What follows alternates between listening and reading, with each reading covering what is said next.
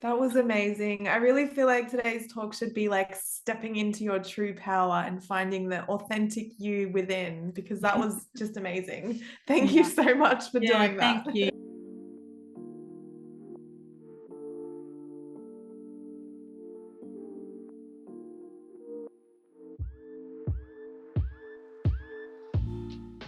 So how did you want to sort of direct this? Did you want me to sort of kind of interview you on this and sort of ask you questions? Because I've written down sort of where I want to go. How the engine starts revving for me, because usually I'll get someone to ask me questions and then they start coming through. But I just have to clear my aura as well. Make sure that I'm going. Let's do that. Coming from love again and all that sort of stuff. Yeah. No, that's good. I can feel them. So that's cool.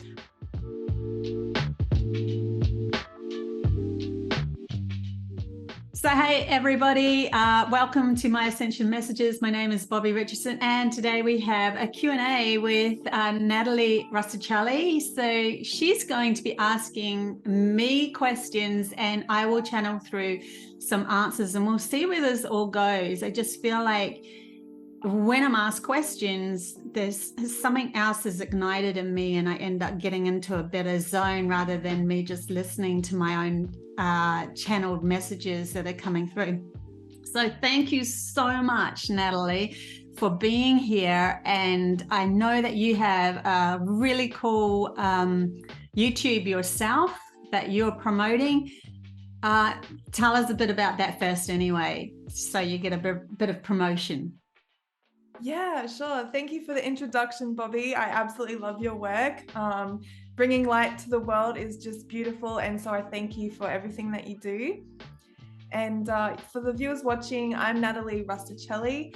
I have a podcast called Awaken Minds, and we sort of just shed light on spirituality and just sort of share our own journey and learn on our own journey as well. So it's all about sharing and expanding. So with that being said, I'm really blessed to be here with Bobbie to be able to ask her questions and sort of be guided through this and continue the learning journey, right? So yeah, thank you for having me. Yeah, you're welcome. So Awesome. Let's get into these Q&As and see what happens. I wanted to sort of dive into the law of attraction. So when I have a lot of guests on my podcast, I generally like to dive into that because I know that the law of attraction is really a good foundation within your own spiritual awakening. So when you become aware that you can create your own life, I feel like it's really important to understand the inner workings of the law of attraction. So what do you think about that? So, okay, let me just get into a zone and see where they're going to take us with that. The law of attraction. Okay, so mostly everybody is ruled by their logical brain, and that is always seeking something outside themselves to move an outside reality that is in a denser energy is a lot harder because the soul, which is connected straight through to source energy or love itself, ends up having this real easy ability to just manifest in real time. This is where the witches and the wizards and all of that came from. In the fall of Atlantis, we ended up with these witches and wizards, and then we had the logical ones that were in charge, so to speak, and trying to persecute the witches and wizards.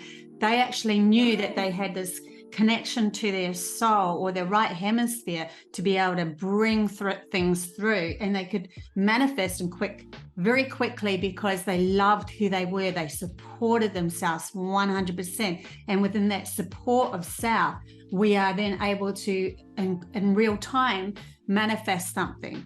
But it's when because we have been trained, and most people have been in this lifetime trained to only search with changing things outside themselves and doing the physical work and all of that, you know, it has to be logic, always likes to have a story in line. So it likes to have the, we're going to go to work, then we get our money, and then we can buy our things. So it has this kind of storyline going along.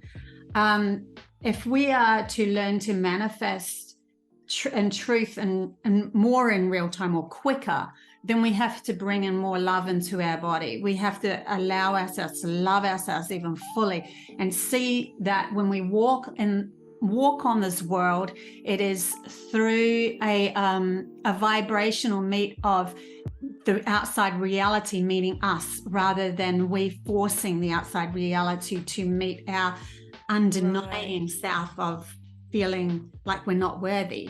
And that's why most people will even physically go and do a lot of work and then lose all the money straight after, because they still feel like, oh, it's never going to really work for me. I'm still going to, you know, we have these little self-talks from our logical brain telling us so. So then we end up moving through our life, still doing the work and not really achieving anything. Right. Yeah. I just wanted to jump in real quick because you pointed something out. So from my understanding, there is the law of the universe, you know, law of gravity, there's the law of time, the law of attraction, right? So we're already manifesting, it's innate, it's a part of us. So what is the difference between unconscious manifesting and consciously manifesting? Because to me, it's not something that, oh, I've just figured out this secret, I can manifest whatever I want, create my reality. But the truth is, we've always been creating it. So I really think that we should go back to the beginning when we were sort of, you know, in school. They were teaching us dogmas, conditions, you know, training us how we should believe and perceive reality. So my next question is, how do we unlearn what we have learned in order to make manifesting more conscious? Well, they're taking me back to when, if you were in school, or even before school, even with your parents, and right, the thing is, most people have walking this planet in lack of within themselves. And when they see a beautiful child that has no boundaries when it comes to lack of self, and they just walk in this world and wanting to do what they want, they want to condition them into their own lack. So we have to come from a point of view of, even though they were our parents, they were guiding us on a way, or our teachers, they were guiding us in a way that was trying to make them feel like their lack was still of worth. And so they put their children down, or make them feel like they shouldn't do certain things, because that means that they're stepping outside of the reality where what they could handle. And so if we look back at that and how we were conditioned, whenever we shone our light a little bit brighter, it didn't even have to be that the child actually physically did something different. But when you shone your light a little bit brighter, and a parent who felt in lack of but wanted to control came over that child, they would automatically want to put that child in its place and make them feel a little bit smaller than what they felt. And because they felt pretty small within themselves, they really dulled our perception of ourselves down. So when we as children look up at that parent and we go, wow, I really want to be like him or her, you know, and then they say, well, you shouldn't feel good about yourself. You should feel a little bit less than what you feel now. Then you've already as a child or a soul, given your power away to that parent. So to go back to that place when we were a child, we can say from this perspective, I'm an adult now, and we can do the inner work and go, when my dad gave me that lesson of blah, blah, you should stay small, I'm going to turn around and go, okay, I can see where he is coming from his lack of now, because I'm an adult and I can see it and I've learned.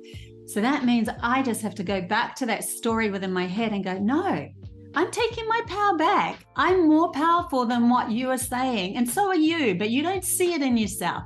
And so we start to then shift our neuron paths in our brain, and it like pings all these different programs off us, because it's like where it starts is like the key. And then the next step would be like you start to detriment your own self-worth as you go along.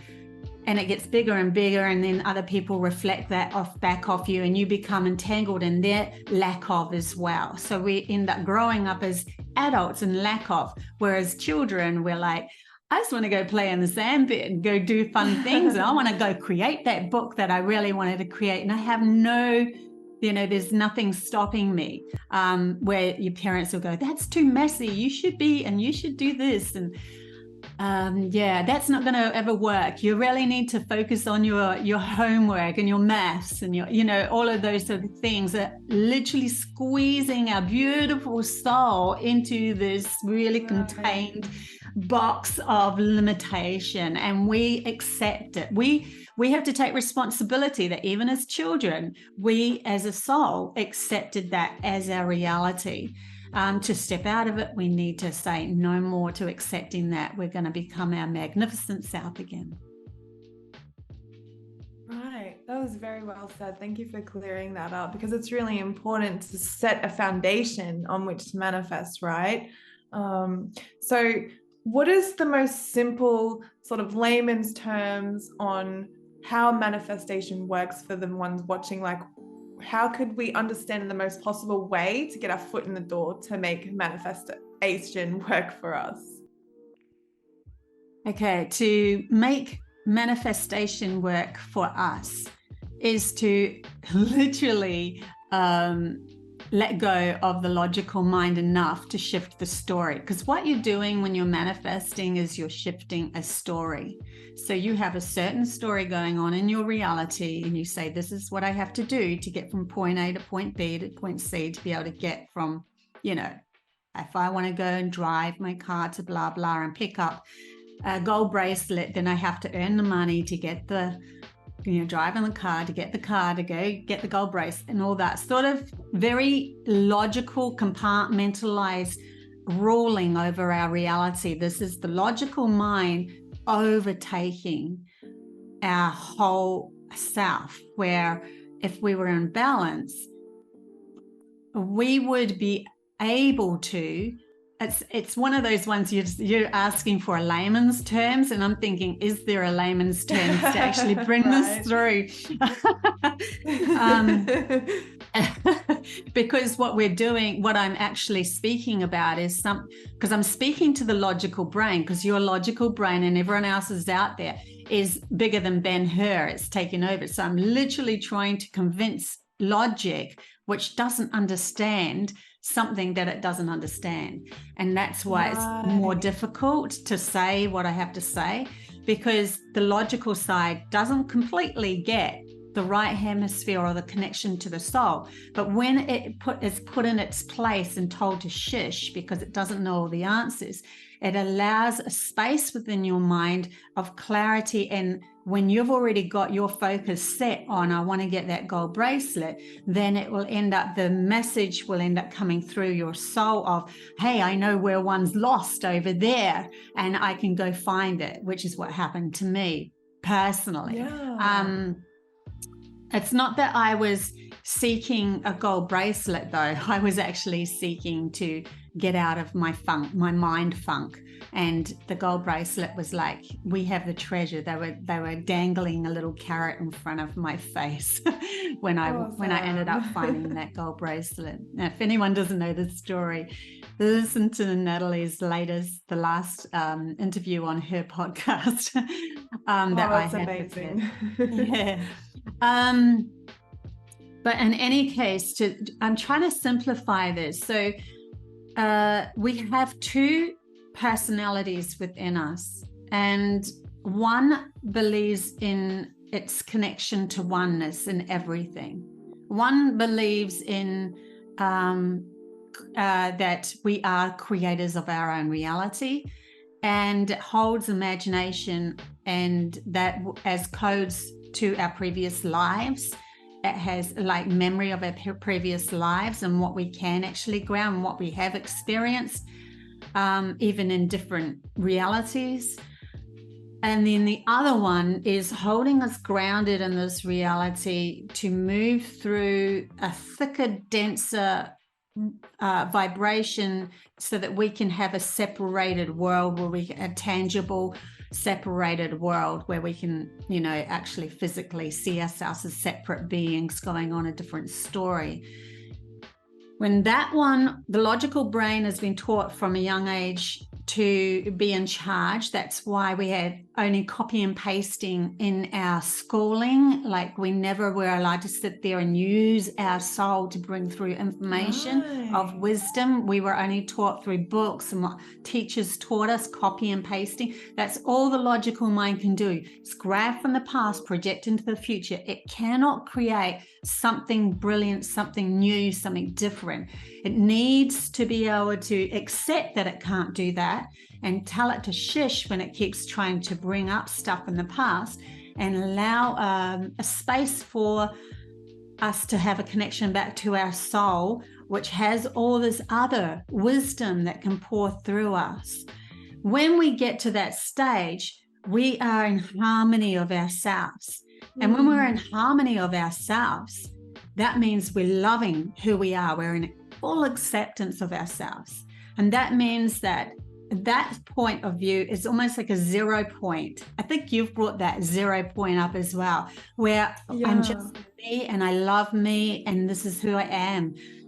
Body, material, outside world, I am everything. I am all. So if you are all in that place, then you can easily say, I'm going to manifest something tangible in my hand, because I am also my outside reality as well as my inside reality. I'm my logic as well as my intuitive right hemisphere and my left hemisphere, bringing this story alive. That's why they taught me years ago to, first of all, after I found that gold bracelet, to put my mind in a place where I could only, when I was focusing on positive things. So that's when they said bring in the default image. So default image is anything that you like, right? No emotional entanglement to it. That was all me training my logical brain to just shush, because I didn't want to listen to it anymore. So the default image, I'd put that in my mind. That was a sunflower. Every time I had a yucky feeling or a yucky story going on in my head, I used this sunflower. Okay, now I'm not thinking of that. I'm using the sunflower. And then when I got the hang of that, they said, now we'll up the game and we're going to use your imagination, because now you're controlling your logical mind enough to allow your imagination to feed through. So what does the imagination do? It can shift the story. It can say, okay, my ex-husband has been a pain in the ass at the moment. I don't really like that. So I'm going to imagine him being, his attention being taken away by something else, and it's not on me fully anymore. And then his attention be taken away. I can start focusing on what I want to create. What do I want to bring in my life? And then you ask yourself, what am I worth? What do I want to bring in? Okay, I'm worth a house.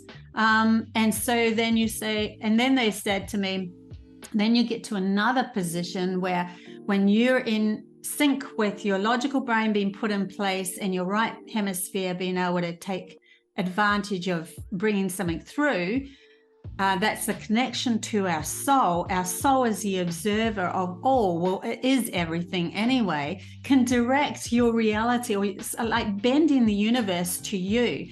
And so that's when they said to me, when I was on the hill, like I went camping and said, I want to manifest something in real time, because if I'm creator of my reality, I should be able to manifest in real time. And that's when I sat on that field and said, I'm just going to still my mind, which means I still my logical brain.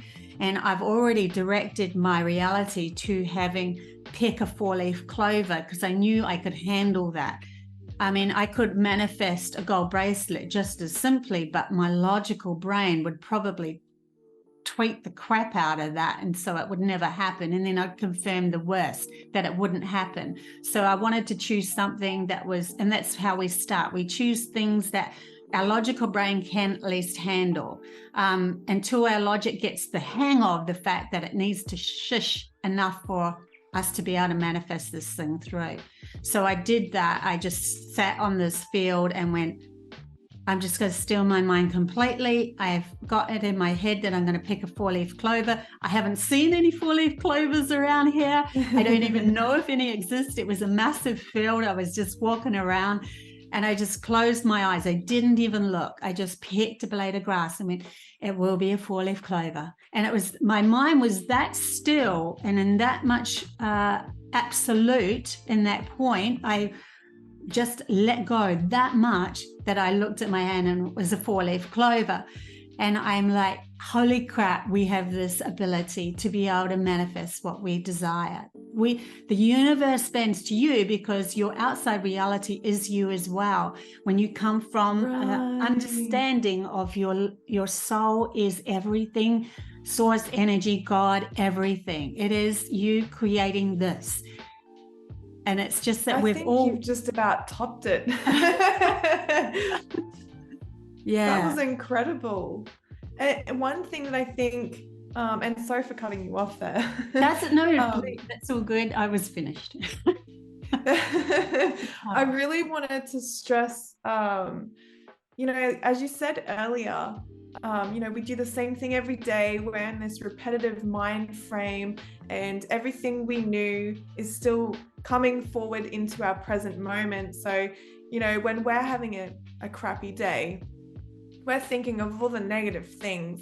And when someone would come to me and I'm trying to explain the law of attraction to them, they're like, well, I've tried the law of attraction and it continues on bringing in the same, ish in my life. And I've tried and it's not working. And I'm like, but that's the reason why. So how could we explain in a way to let them acknowledge the fact that their attitude is what's manifesting in real time? So when you do manifest and you're in a mindset like that, it's important to sort of break away of those old habits. And that's when you sort of said to bring in that new thought of thinking of a sunflower. Would you say that we would have to do that on a very regular basis? Should we meditate, stop in our tracks and stop that negative thinking? Where do we go from there?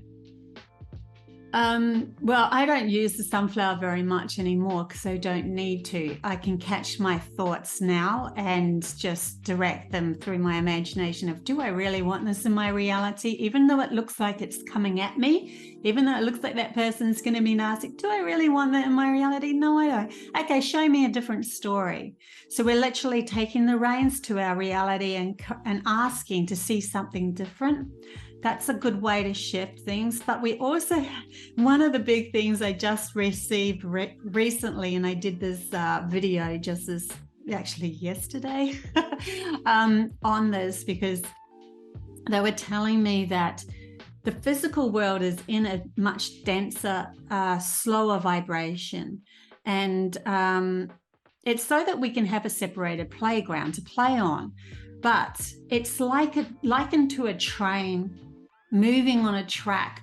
And if you turn around from trying to meet a train at the same vibration to slow it or change it, shift the story, then you're just going to get railroaded over, because it's like this reality has its own momentum flowing, and it's an outside reality has its own momentum flowing towards a certain outcome. It's usually ruled by the logical mind bringing up crap from the past and shoving it in the future, things that we don't really like, because that's what we keep focusing on.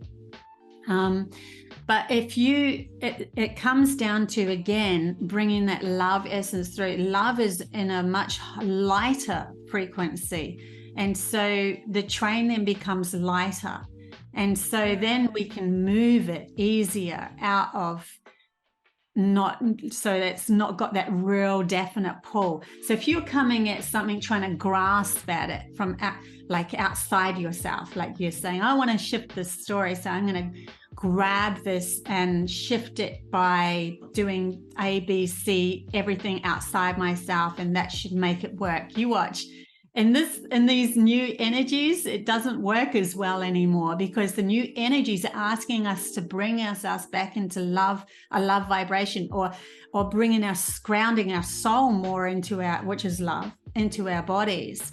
And so when we're trying to force a change, it's going to feel like you're just smacking into that train, into that momentum that's already going towards.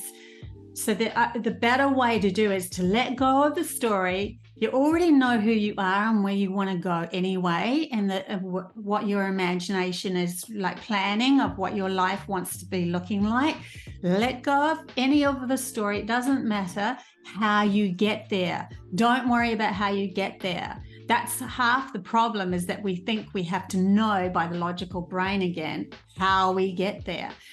Once you let go of it and you literally start living your life as, I'm just going to enjoy the day, I'm just going to enjoy the moment, I'm just going to really start to love my life and love, but you have to have it as an equal reflection of loving who you are. None of this people pleasing, trying to shift. We're trying to shift the outside reality, see, and we're not looking inside at how we're really feeling. But we need to have the equal love from within as it is without. And that means that then the universe will shift to our frequency of what we desire and our passions and everything. I think that might help.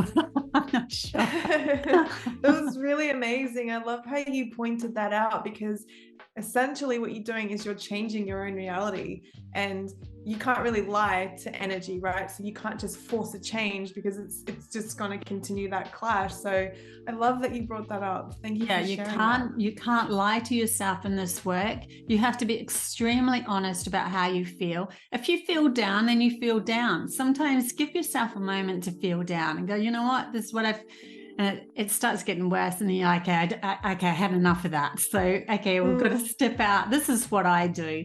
I'll go, okay, I had enough of that. That just feels yuckier and yuckier, and it's just ends up reflecting. Everyone ends up in odds and yucky, and even in your family dynamics. So it's better if you just go, well, okay, we tried that way, it doesn't work. Let's try something completely new. I'm just going to be happy with my life and happy with myself. And then you end up, people start to really love who you are and all that sort of thing. So yeah. Right. And it starts to align a lot better. Sometimes too, we have these hidden fears within us subconsciously. And we don't realize it's actually we're afraid of our success. And lots of people out there are like, I want to manifest the big success, but then if they actually had that big success, it'd be like, oh my God, I'm now responsible for this person, that person, and myself, and I can't do anything wrong, and the stress that will come with that. And so you've got that's sort of happening. But if you move through to success through the love of self, it's extremely easy, because everyone's reflecting your love. And so you know that they take responsibility for their life, you take responsibility for yours. They might come in for a short while, you let them go, because you're in a love frequency and you always feel connected to oneness, and everything is your reality anyway, and you're looking for the right people to come into your reality. You don't want somebody who's just in there for the wrong reasons, so let them go. There's no clinging and there's no grasping for the outside world to show you how your value. That's the biggest thing that I can teach you, is to remind you that you need to take your own value back, and then ask the universe to reflect that, not look at the outside reality to show you your worth. Right. And I really like that, because I might just point out that I had a conversation with a psychic who was telling me about validation, and it's something that I needed to work on, because I look for validation in order to feel valued. Yes. So what you pointed out was actually very important. It's the self-love, really learning to love yourself, know that you're worthy, and you're going to attract that vibration. Because if you're constantly looking for that validation, nothing's really going to work until you feel validated and you feel worthy from an outsider's perspective. But you really do, as I'm learning now, to go deep within and just learn to love who you are and know that you're worthy of of everything that you put your mind to. So I really love that you pointed that out. Yeah. Self-worth is a really big thing in this reality at the moment, because that's actually the foundation of everything, of you jumping off a proverbial cliff into the unknown.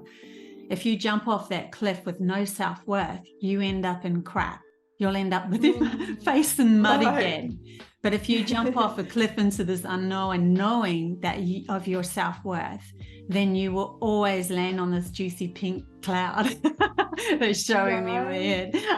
You'll always land with your feet on the ground, and it doesn't matter who comes up to you next and says, because if you're looking for self-worth outside of yourself, if someone comes up to you and says something bad, then you will feel really bad about yourself, because you are looking for someone outside of you to give you your self-worth. What, are you going to wait for everybody in your reality to say that you're amazing before you feel anything? It'll only take one of those people to say you did something wrong and you'll crumble like a fly. So like a fly. Okay, you'll crumble like a cookie. Where did fly come from? Love that. And humor is another good thing. Humor is a really good thing to keep us light and feel, we take life way too seriously.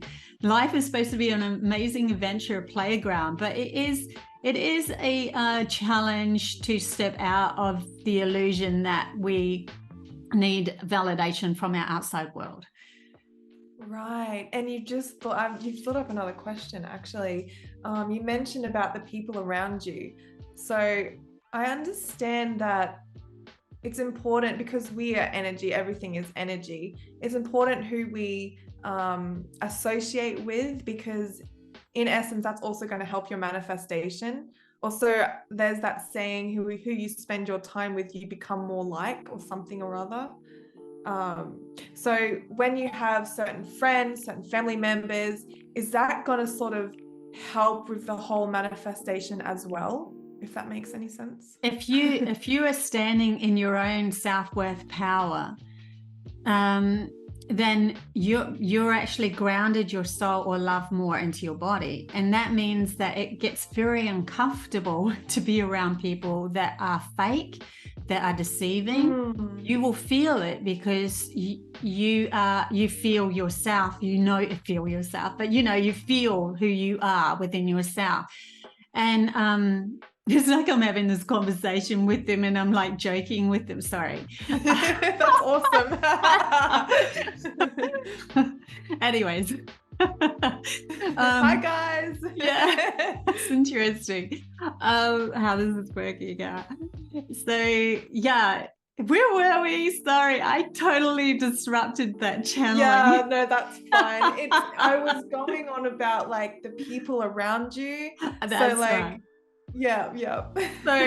So when we come back to self-worth and knowing who we are, then the people that are around us you're going to understand who's being deceitful, who's lying, who's coming in with the wrong reasons, who's just coming in for their own self and not for co-creating with everyone around them, because it's when we realize that our outside, even the people like this, you create a space within your mind, and those others will subconsciously fill that space that you've already created. So you create your reality and you say what you deserve, and then others will come in and fill that space with their subconscious or their self, and then those people end up being the outer reflection of how you already feel about yourself. So family members and all of that, some of them aren't going to be in line with you, and so ask for them to move on and find their lessons somewhere else, especially if you're really entangled with that. Like you'll find that they'll move on, they'll move away, or they just won't feel like being part in your life as much just at that moment, because you're not resonating at the same place. And it's okay to do that.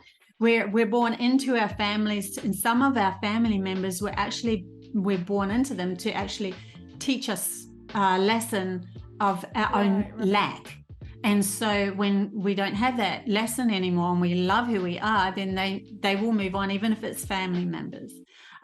So yeah, those that you allow in, when you truly find your own self-support, will be an outer manifestation of how you feel about yourself. If they start coming at you and getting angry with you, then there's something within you that you're lacking. You're lacking, not them. Because if they come at you and you just say, no, sorry, don't agree with that, then you're not lacking. Right. See, so if we allow people outside of ourselves to put us down, then we are lacking. So sometimes it can actually be quite positive in a roundabout way, because when you have people that are on a different vibration to you, it's kind of showing you maybe what lesson you need to learn in order to better yourself, right? Yes. Yeah. So exactly. They are a direct reflection of either your worth or your lack.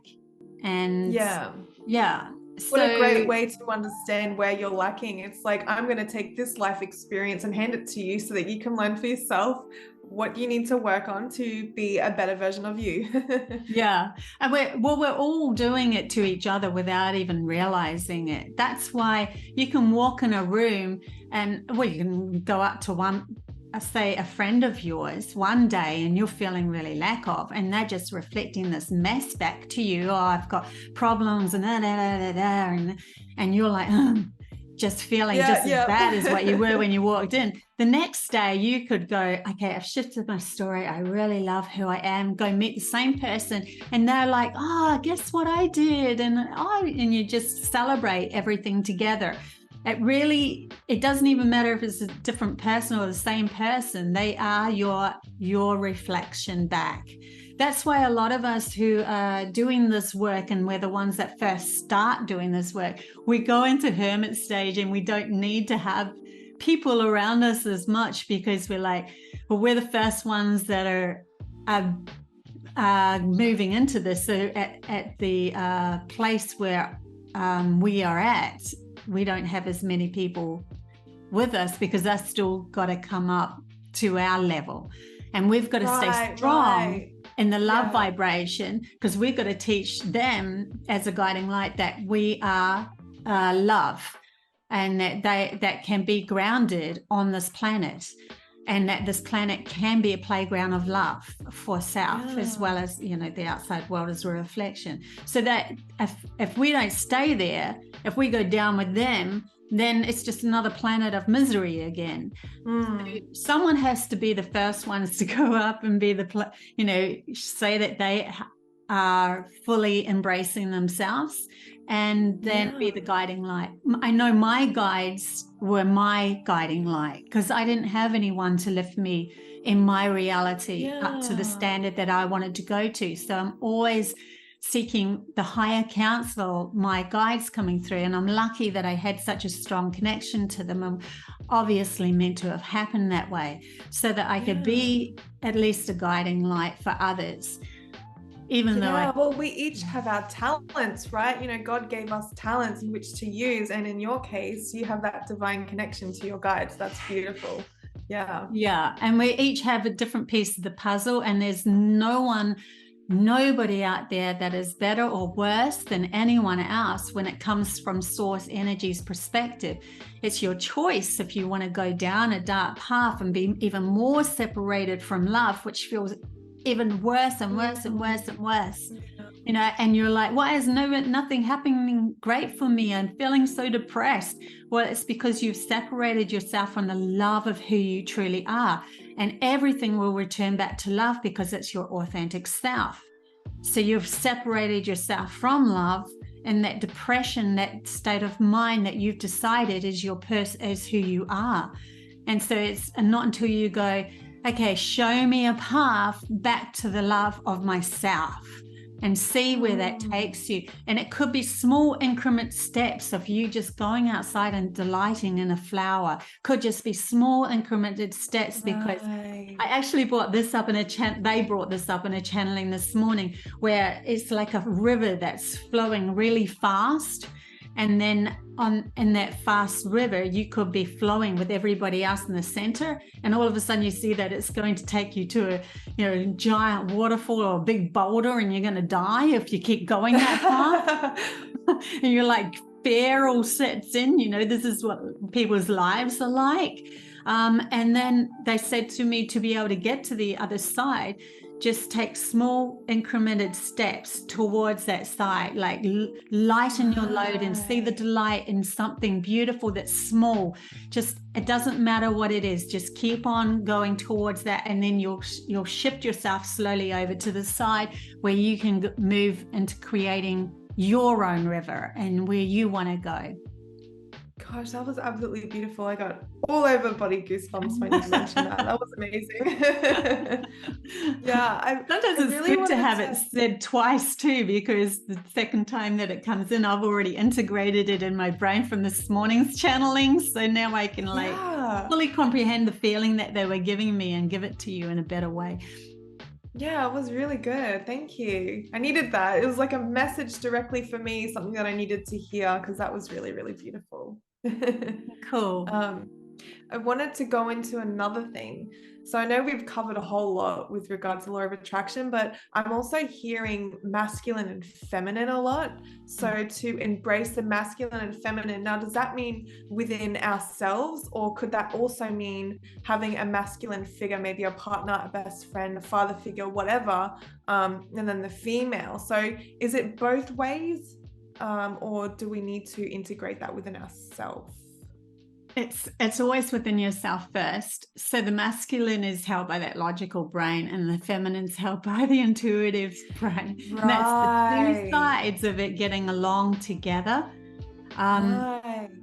When we start to embrace the masculine, which is the outside world, and the inner world as one, and that we are the creator of all.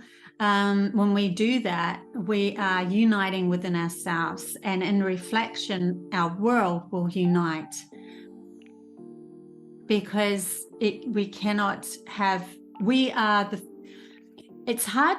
a hard concept to grasp, but you are, Natalie, you are the source of, you are the center of your own universe.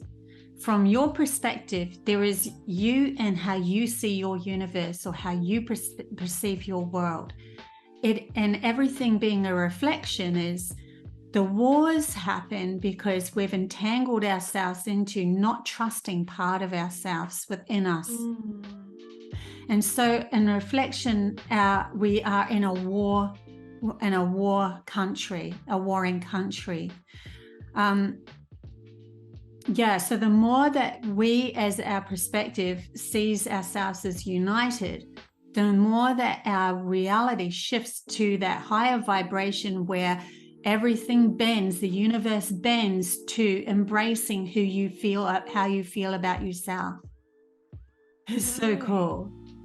So you've always had the power. You've always had the power. And we've been taught that we have had to give our power away to another person who's already in lack of. And that was only due to the warped, unbalanced nature of humanity, learning all about the logical brain, learning all about our outside dense world, our physical world. We had to learn all about that, because God, source energy, wanted to go on a journey through humanity's consciousness to find a lower, denser, separated world to have a playground in. But we had to go through the lesson of what that actually meant. So we learned all about the right hemisphere, the beautiful feminine magical power of being able to manifest in real time and everything, manifest through light coming from our hands into solid walls and all sorts of beautiful things.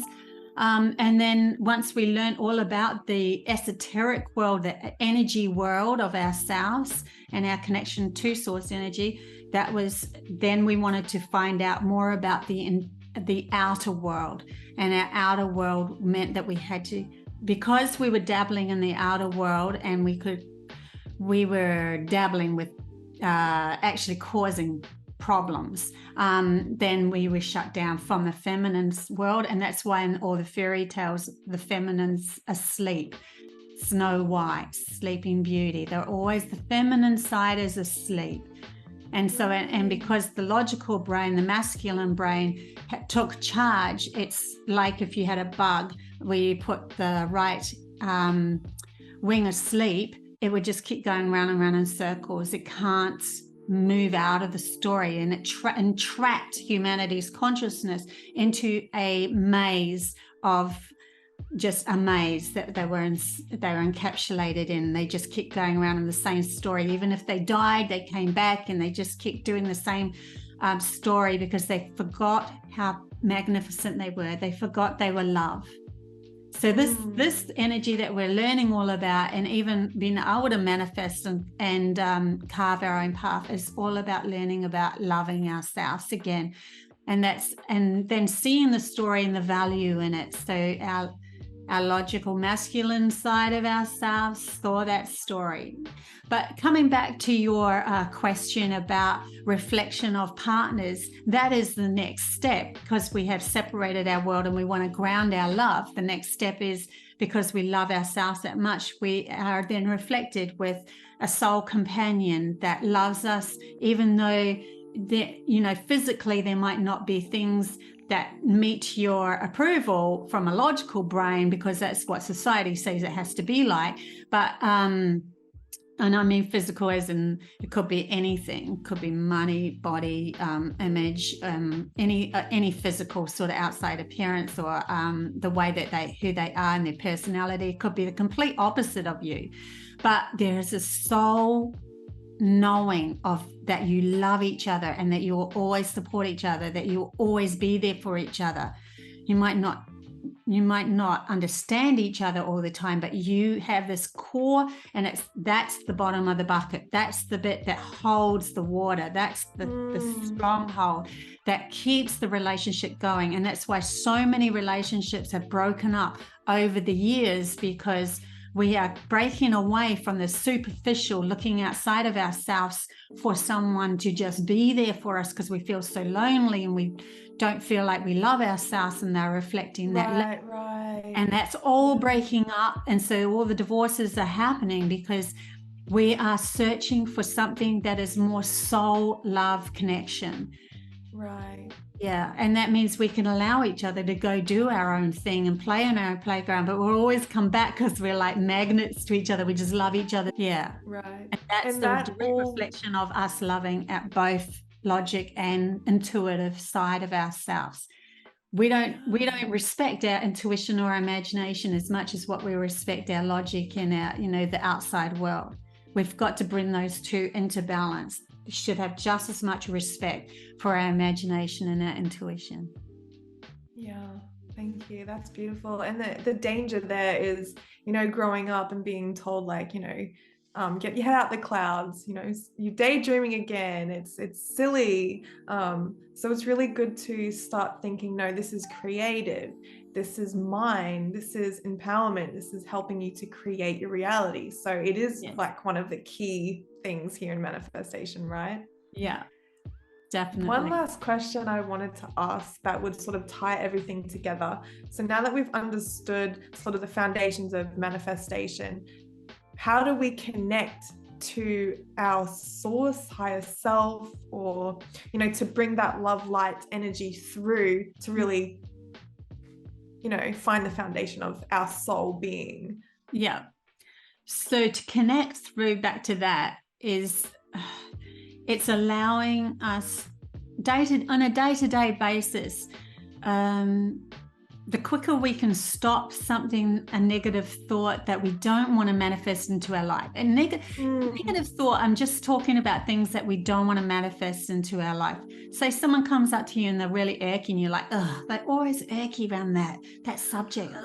And then you end up feeding into that with your mind, and then you end up reflecting their irkiness back to them. So Instead, you pull yourself back from the situation. You go, you know what? I'm not going to go into that story. That's their story. I'll let them do their story. I'm not here to change them. I'm just here to love who I am myself. And then focus in on something that you really, what do I really want to do in this moment that's going to make me feel really good? And yeah, they might not like it, but too bad. I'm just going to do what needs to be done for me to make myself feel good. And you just keep doing that. If they keep coming back at you and being really nasty, then there's an obvious, that's probably not the best relationship to be in anyway. And so you then will probably end up feeling very icky because they're not respecting you, loving yourself. Right. So important to have someone that respects you, loving yourself. We want to empower each other. We don't want to disempower each other. So to bring that soul in is just to really feel love with themselves, to keep on moving towards as much as you can, finding something to love within your life, your reality, whether it be outside or the inner, just feeling good about who you are. If you find, it doesn't matter, because in the end, it is all one. Right. We're not just focusing on the outside world as the only thing that will keep us happy.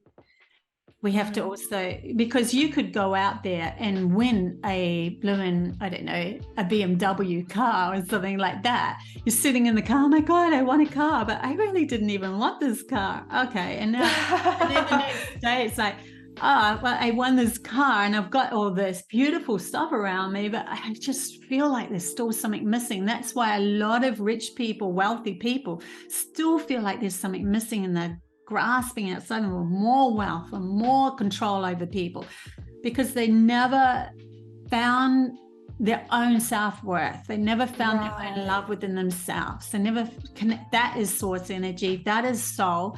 And so the more you sit in that frequency of loving who you are, the more clarity comes in of whatever your passions or desires are, of how to lead you there, and becomes like a very clear channel straight towards what you desired, instead of this messy lack of feeling where you're only bringing in people who are showing you your lack, because that's really what people are doing at the moment. But instead, in the past, we would have had somebody coming at us that showed us our lack, and then we would go, see, I told you so. So it's still pointing outside yourself, right? See, I told you so. You confirmed to me that everyone's shit, all males are bad, blah, blah, blah. And then but now they're asking us in these new frequencies, when some, take that story again, a masculine comes up to a feminine and puts them down, makes them feel really bad. Then you go, no, I know who I am. I know my value. This is I am not taking that anymore. So you need to just walk away, or I walk away, or whatever, or you need to up your level and game to respecting my own self-love that I love about myself. So there's you've learnt your lesson, and then that won't happen anymore. And then you can move on to the next, what do I really want to create in my reality? And it's giving you space where you're not pushing, that train, you're not fighting against reality anymore. You are clear to allow new stories to be manifested. Yes. Right. That was amazing. I really feel like today's talk should be like stepping into your true power and finding the authentic you within, because that was just amazing. Thank you so much for doing that. Thank you. Thanks, Natalie.